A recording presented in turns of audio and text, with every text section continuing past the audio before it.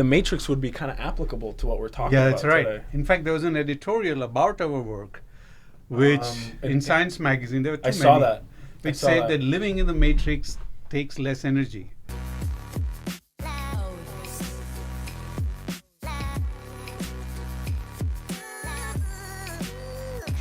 So what are some other applications outside of the context of dementia and epilepsy for VR that you think? You know, especially in maybe people that aren't in disease states, right? So I've heard a lot about using VR to enhance performance, for example, right? That's especially in elite athletes. That's right. I've heard that there are NFL teams, NBA teams that are using virtual reality, and even I think car racing. I think did I hear F1 racing? Yeah. Right, which makes sense, right? If you're but trying we got to be careful there. Yeah. I would say one should be careful.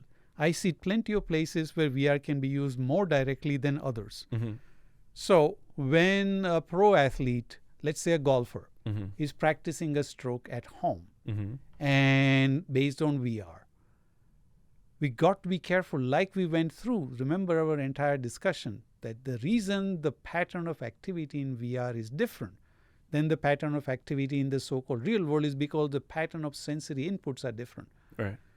We don't want to mess with that map that is already built in a pro athlete over decades of experience in the real world. Right. We don't want to throw a spanner in it. It Right. can end up hurting. So one has to design this. It can certainly help.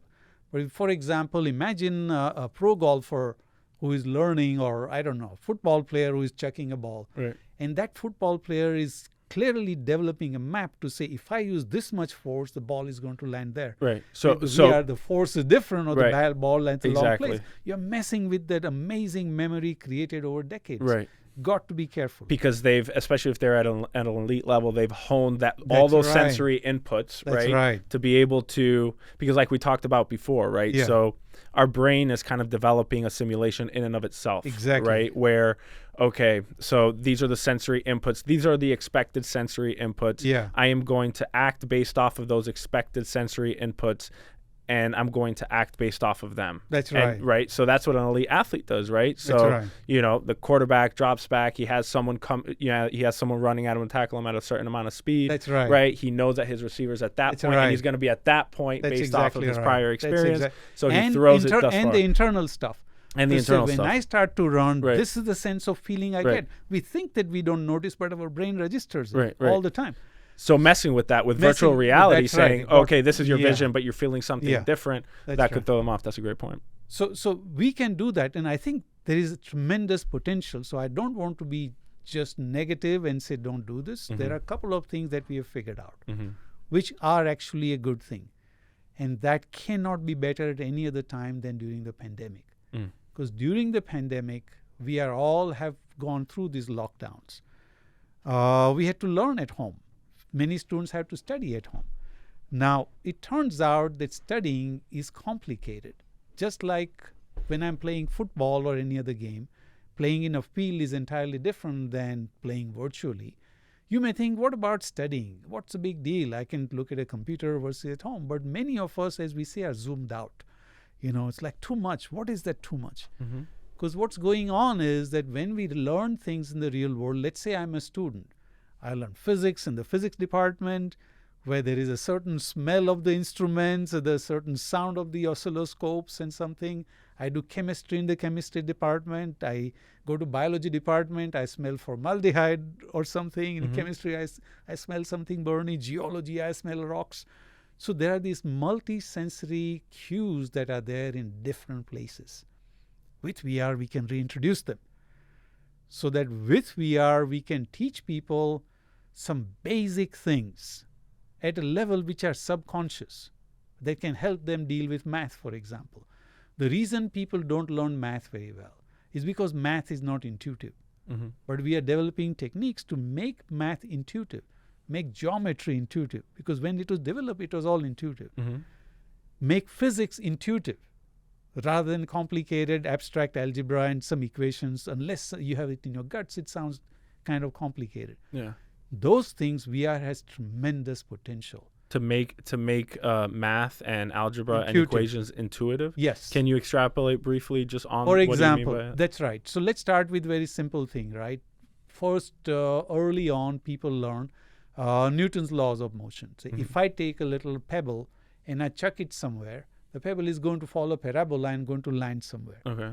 Now this thing, and this gets more complicated than that. Right. So for example, at what force am I chucking? These things can be taught. Yeah. And at the same time, if I can teach them that you threw it with this acceleration, with the accelerometer, the acceleration is already measured, it appears on the screen, Right. say this is the acceleration, then I developed an intuitive sense of what is that acceleration, right? Acceleration of gravity is 9.8 meters per second square. What is that? Yeah. I don't know what that is. Right. That. It's always there. Right. If I moved my hand with this much force and I put that thing there, I can start connecting with it. Right. Similarly, astronomy. And that's interesting, right? Because when you were talking about the mice, you're isolating all these sensory stimuli to just be visual. That's right. But now you've kind of flipped that on its head where you're like, okay, well, if you want to learn something like algebra or geometry or whatever, right? Instead of just visually just looking at, whatever formula, right? You can put a VR set on and then incorporate more sensory stimuli into that problem that you're trying to solve. That's right. And potentially that would consolidate more in the hippocampus and the memory. Because they're engaging the whole brain. That's cool. In fact, astronomy is one of the easiest ones. You look at on a picture, here is Neptune and here is Pluto, and they're going in circle and so on. You're looking at from that point. Yeah. Now you put in VR headset and the Neptune and Pluto are going all around you. You can feel it where they're going to land. Right. You're allowing your brain to learn those things and figure it out. Right. Because if our brain is wired to pick up where things are going, that's necessary for our survival. You're engaging those circuits. Yeah. So you're engaging hippocampus. Hippocampus is based on movement and stuff happening. Right. We can turn education on its head. And instead of some boring stuff that's on blackboard, unless you're really clued in, your brain has gone to the whole process of imagination, what we can do with VR is to give them the right imagination. Many students, when they don't learn properly, it's not because they are not smart enough. It's that they have too much imagination and that imagination doesn't match with what's on the board. We can take them with hand, and now we can cure things like ADHD. That's incredible. Right? I'm just thinking, like, in my mind, speaking of imagination, I'm imagining in my mind a classroom setting that would be in a virtual reality context, right? Right. Well, like you said, if you're trying to teach about the planets and everything like that, right? So if a teacher would be speaking to the students about planets, the planets would be around in the classroom, right? And you would be pointing out and teaching based off of showing these planets in front of people. That's right. You can go around it. You can get a sense that Jupiter is freaking massive. Right. And you can get a sense to say, how massive is it? Right. You can feel it with your whole visual system in your personal space, rather than just some words say Jupiter is X times bigger than Earth or something.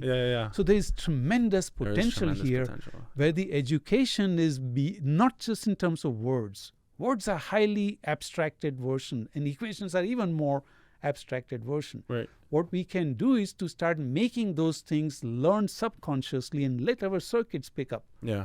And then, if I were to do totally futuristic, which I don't know if I ever do such a thing. Let's do it. Let's go. Let's go there. We can actually start training people even in sleep. Can be done. Right. So we are working on some of these technologies in the lab. We can listen in to the rat's brain when they are sleeping, when the memory is getting consolidated. We are playing with it to see if we can improve the whole process. So you're trying to place them in a virtual reality while they're sleeping? That's right. We have them in virtual reality, and we are looking at whether we can develop a learning program for a mouse. Right. And that learning is not algebra and equations and so on, although when they are walking around, you're solving those equations in your brain. Right. That's what you're doing. You're computing distances and angles. That's pretty complicated. But you're conscious, and you're actively processing the stimuli that you're incorporating, right? So now we say, all right, you're going nowhere. You're just staying somewhere in VR, and you're dozing off a little. Right. And we all have that sense. Sometimes the lectures or something we are learning is a little too heavy, we fall asleep. We say, well, let's use it actually. Instead of saying, wake up, drink some coffee or something and come back. Well, that's a natural thing your brain is doing. Can we leverage that? Can we make things more natural? You're talking about Inception, sir. Have you ever watched that movie? Yeah, of course. You have? Yeah, Is that kind of what you're talking about? Yeah. Like, could we potentially it's incorporate possible. That's sensory right. stimuli Absolutely. into people while That's they're right. asleep? That's right. So into what one can do is to develop actually an artificial intelligence interface to VR. That artificial agent figures out complicated stuff about your brain that you cannot explain verbally. Right. And then it acts upon it, then it delivers the stimuli accordingly. Okay. Can be done. And we are working on those wild things. Okay. But in the meantime, we have solid ground to cover. Because like you said, it's that sleep state is important for memory consolidation. That's right. Absolutely. For integration into this, so that memory becomes usable, memory becomes flexible. Right. This starts to go quite strongly into the whole field of artificial intelligence. So let me interrupt you real quick because I want to make sure that we hit this. It's if you're able to intervene in all kind of the sensory stimuli across the board, not only visual, but literally everything. Interoception, so your feelings from inside, right? Your vestibular system, your proprioception, which is like where you are in space. You're able to intervene in all those processes. Do you think that we could get into a virtual reality state where we can learn completely new skills based off of you manipulating every single sensory stimuli? I think so. Right? And consolidate that memory, and then you can come out into reality with a new skill. That's right. We learn based on all senses, not just based on vision and sound. Right. And those vision and sound too are more complex than just words. Yeah. Or just equations, which are too abstract. Right. Which some people can handle, but we can bring in. So I think there is a tremendous potential all the way. So there are some things that I mentioned that are absolutely rock solid. Right. Testing mice for drugs using virtual reality, we feel very strongly is the right thing to do. Yeah. That can greatly improve phase 1 to phase 3 trial translation. Yeah. I feel fairly strongly about. We have behavioral data, we have neural data from many angles. Mm-hmm. I feel that's a slam dunk. Mm-hmm. It must be done. Mm-hmm. And right now the difficulty is such that because so many drugs have failed, phase 1, phase 3 trials, many major companies like Pfizer have stopped working on Alzheimer's drug research altogether. Right. And that's a disaster because it's a problem. Yeah. So this technique is a big thing. I believe that's a solid publications we have. This is peer reviewed, done. There is no science fiction here. This is solid science. Right. Just the message needs to get across. We want to work with people. Yeah. Of course, I am more than happy to collaborate. Yeah. We just happen to be the people who discovered this, Right. but I don't own any of it. Right. Right. And I'd be thrilled if this helps some people.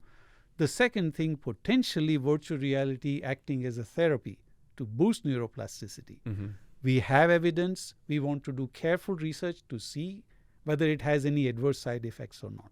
Yeah. Whether it has any long-term benefits or not. Right. Short-term benefits we see. Right. Long-term we want to check. That's something we want to do longitudinal study. Yeah, I think that's really important to discuss because the purpose of me bringing you on and talking about this was, could it be an issue that our world is getting so virtual and so digitalized, right? So we want. Do you think potentially that there might be? It's headed that way. And the one simple message that I would say is, as far as the brain is concerned, through extensive literature that we have published, VR is not just a fancy television. Mm-hmm. The brain does not treat VR as just a fancy TV. Yeah. We should not be looking at VR as a purely entertainment thing. I just snap it on and don't worry about anything, just like I can watch something on television. It is not true. Right. The brain, especially this very delicate part of the brain, which, as we discussed, is quite sensitive to many things, that is reacting in very bizarre ways to VR. And despite VR being highly immersive and no latency and no dizziness, still this is happening. Right. So we want to look at this carefully. There are clearly seemingly beneficial things that are going on, but we want to make sure there are no harmful things either. And this should be done. Clinically, I just think of socialization, right? Yeah. Like that's just one example, right? So like, with the advent of social media, right, which is this like new technology that just came about like that, and then suddenly we find that since the advent of social media, now like teenage suicide rate has gone through the roof, right? Yeah. So That's What I'm thinking, it's, what does virtual reality potentially do to people's socialization if kind of we're headed that way, where we're just used to my avatar interacting with your avatar or something that, right? Like, are we going to have a loss of socialization potentially? And those are really important questions. Yeah. So we did one little experiment. These are great questions, but if you want to look inside the brain and figure out, it's a harder thing, because you got to do complicated. Do I put another mouse in VR? If another mouse is smelly or not? God knows how mice perceive different mouses' smell. So we did an experiment that is going toward this XR, not just VR, but XR, where there is other stuff happening too. Some other stuff is. What do you mean by XR? I'm sorry. So augmented reality or all kinds of other XR, where there's all kinds of stuff happening. Okay. So we did an experiment where we said, all right, so we got this space mapping part of the brain, and we figured out all the mapping and so on. But now let's go slightly step further. So stuff is happening in the world. For example, you may have memory about things that you did, but if a patient has memory disorder about not just stuff that he or she did, but stuff that happened in the world that the person doesn't remember. So how do we link that? How do we link that to so-called episodic memory? But there are some episodes where I didn't do anything particular, it just happened. So how do we create an episode for a mouse, once again, that can be tested in a human? For a mouse, the episode might be where is a piece of cheese, and God knows what that experience is. So what we did at the end of it is that we took just a little bar of light, like a saber. In Star Wars, they have these lightsabers. Lightsaber, yeah. We put a lightsaber on the screen. We just moved the lightsaber, just shook it in front of the mouse, and see if the hippocampus can tell where the saber is going. Okay. Because now the mouse has to go nowhere. Just the saber is going. Boom. These neurons directly tell you where the saber is going. So this opens up the whole thing towards AR. To say now we are going to another thing, which we think, okay, we all thought VR is just bigger television, and AR is also, what's the big deal? It's just VR plus something else. What we found is mind-blowing. It'll take too long, so I won't get into it. But this space and time that we deal with is a complicated thing. And the memory that we take for granted is a complicated thing. And we are able to tap into those things and actually reveal what they are doing. So we should, I think, major entertainment industry people who are educators, people who are pharmaceutical companies, and people who are doing basic research, they should talk to each other and use this as a powerful tool, which can do harm and can do a lot of good. It's a powerful tool. As far as the brain is concerned, it's a very powerful tool. And I'm just thinking, again, back to social media, how there wasn't this sort of prep time in terms of, okay, like, how are we going to use this thing? This is, I think, a perfect opportunity to be able to, what's the best way to use this to make sure that it's strictly beneficial for people, That's right. But you brought up augmented reality, right? So I wonder if, influencing and manipulating different sensory stimuli will activate different parts of the brain, not just the hippocampus, right? So we are looking at that as well. So far we focused on this hippocampus, which is for many disease-related things, and memory. It's a very important structure.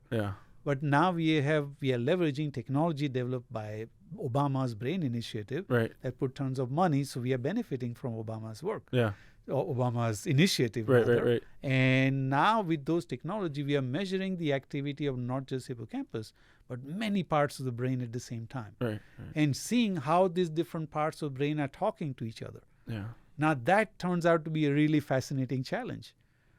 How do 1 billion neurons here talk to another billion neurons here? We human beings understand how one human being talks to another, or 5 human beings talk to each other. Billion to billion. So we had to develop a mathematical theory. So how can a billion people talk to other billion? What is that talk? That's what's going on in our brain. We have 100 billion neurons parceled out into dozens of brain areas, each one of the order of 100 million neurons. They're talking to each other, especially when we are asleep. That's where the memories are being formed. And what is that conversation? How do I even measure that conversation? How do I describe it? So that's gets us into deep end of understanding how do these neurons talk to each other? So how do different parts of the brain talk to each other?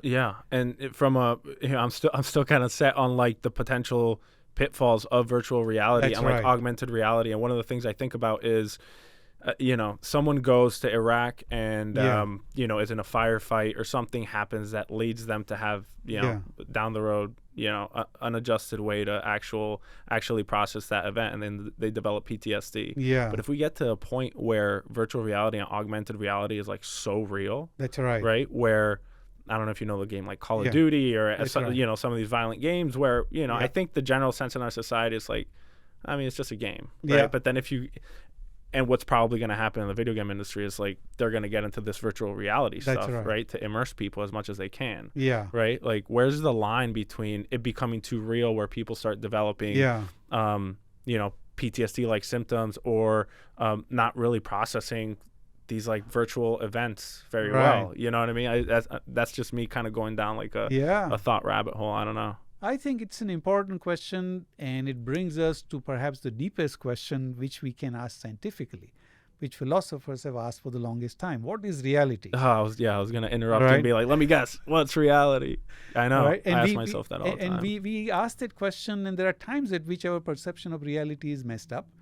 We think that I put my keys there. Right. It was there, and we don't remember it right. Right. Or we heard some sound and we didn't really hear it, and so on. So I think that that's there.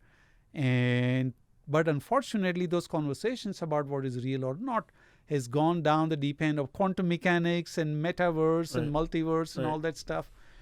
We are not able to do anything scientific about it. Yeah. But with virtual reality, we can turn a knob, literally, and say, I can make the virtual reality more virtual, less believable, or more believable. Right. I can look inside the brain and figure out how are the neurons doing that. And with that, we can figure out how is the brain creating a sense of what is real. Right. And that actually relates very deeply to this whole field of artificial intelligence. Because in artificial intelligence, there are a couple of major challenges. If I were to summarize those challenges in just 3 major challenges, one major challenge is abstraction. To say, when I see one image and I call it zebra, if I show another image of zebra, is it still a zebra, or is it zebra with some grass, or is it a lion or something else? It can't do abstraction and generalization.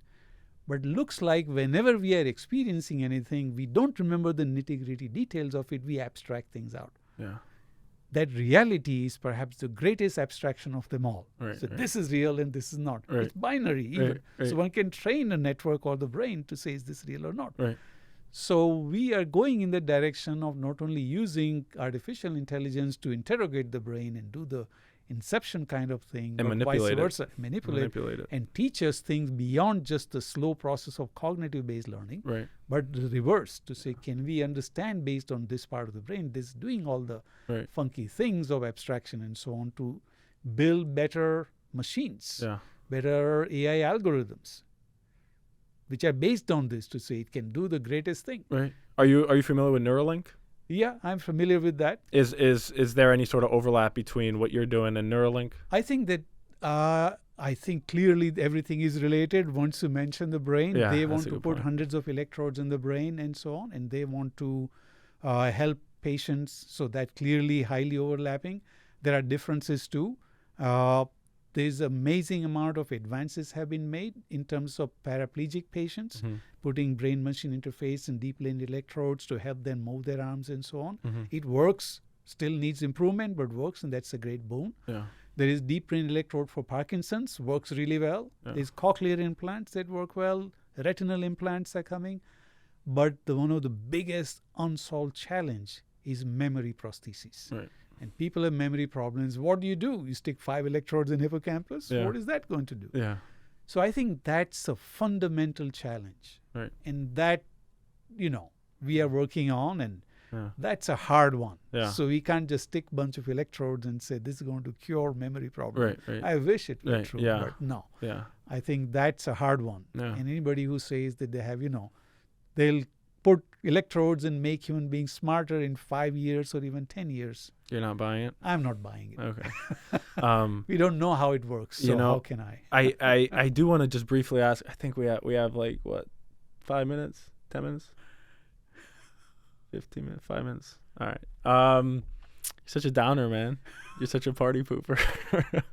I had so many questions for you, but how about this one? Where do you see virtual reality in 20 years?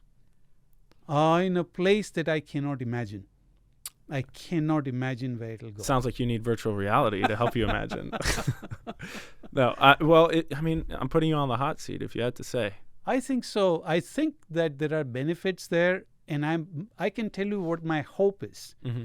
My hope is that people, your listeners, and hopefully beyond, will treat VR as not just a fancy television that needs to be improved a little. There's a little bit of dizziness, there's a little bit of disembodiment, but let's just use it anyway.